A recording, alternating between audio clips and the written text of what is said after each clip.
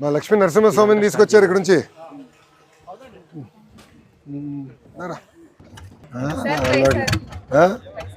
ఇది ఏమంటా ఇవ్వాలి, ఏదో చూద్దాం.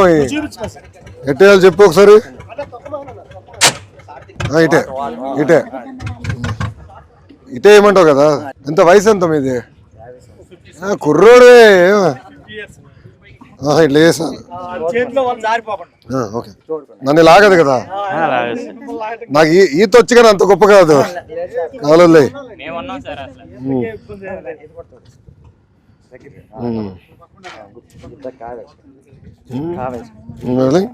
అది ఇట్లానా? ఇలా పట్టుకుని ఇది ఇట్లా వదిలేయాలి అంతే కదా.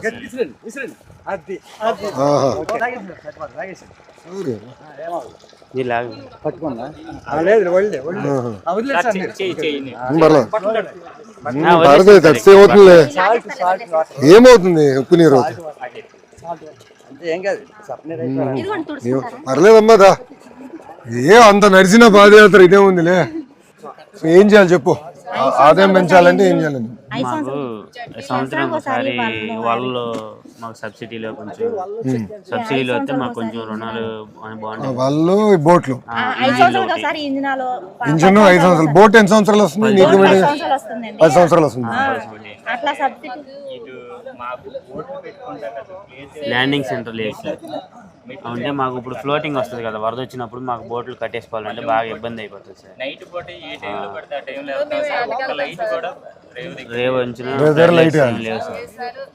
వేరే ఎక్కడన్నా బాగా తయారు చేస్తారా? ఇప్పుడు ఫిషింగ్ హార్బర్ అంటారు, అవి చూస్తే చాలా, అది ట్రాలర్స్ పనికి వస్తున్నాయి.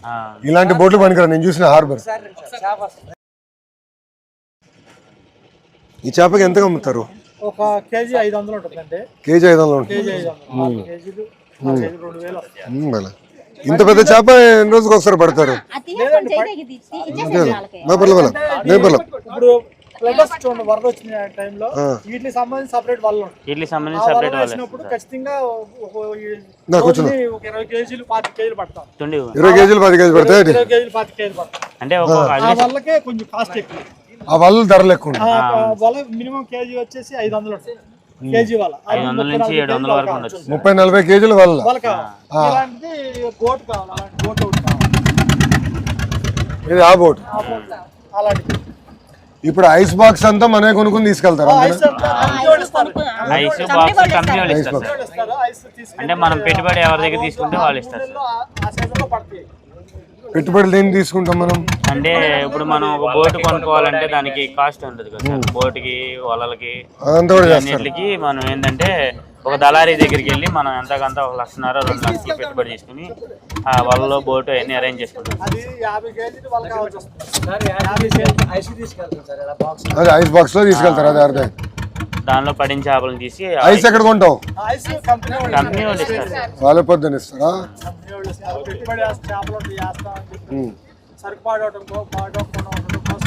ఐస్ ఇస్తారు. అంటే ఎంతమంది ఇప్పుడు అట్లా కంపెనీలు అందరికి ఇస్తారా? ఊర్లో 58 మందికి అంటే 58 బోట్లకి ఇస్తారా?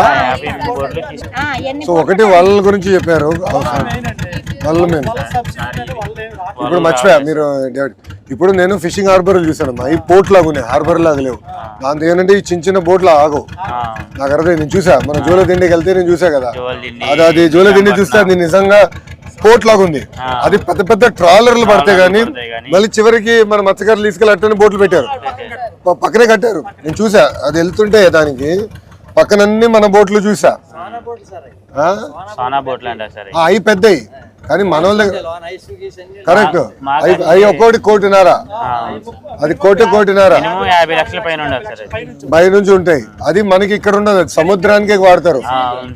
అది ఇక్కడ అదే అక్కడికి వెళ్ళి అక్కడ చేస్తే దానికి పనికి వస్తుంది. ఇప్పుడు ఇక్కడ మీకు కట్టాలంటే ఎలా కట్టాలి? ఏం కట్టాలి?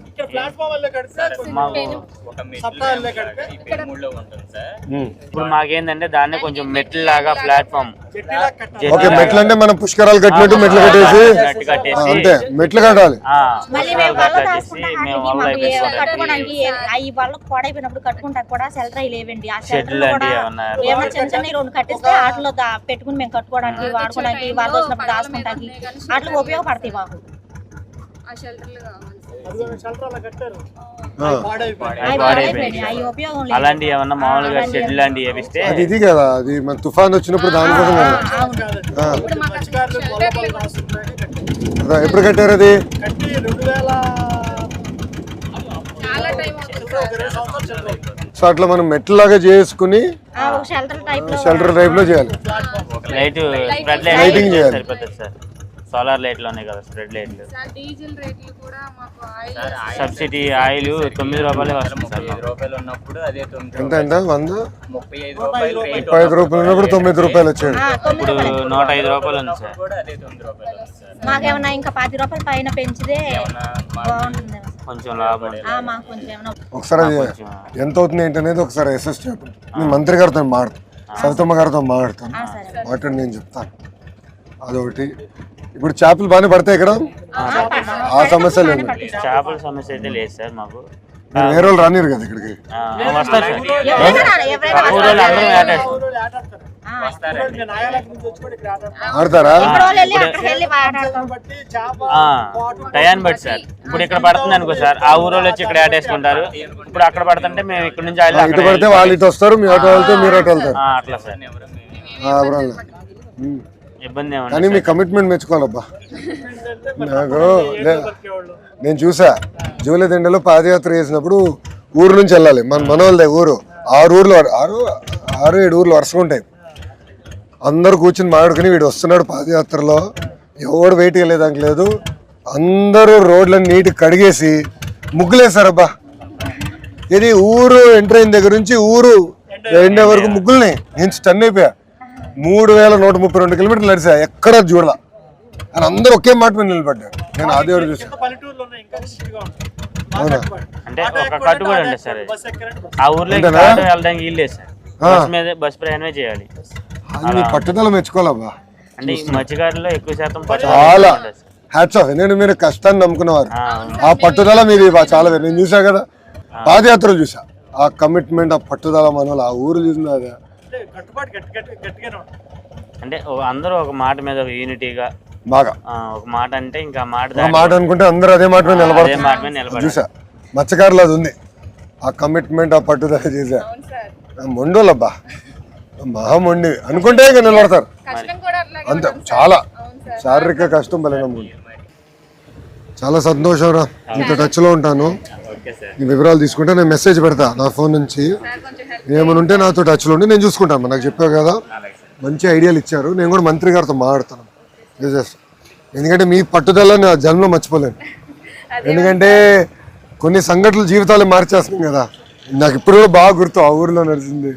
ఏం చేయాలి నేను మంత్రి గారితో డిస్కస్ చేస్తాను. Welcome back. థ్యాంక్ యూ నాన్న. ఉంటా చెల్లమ్మ.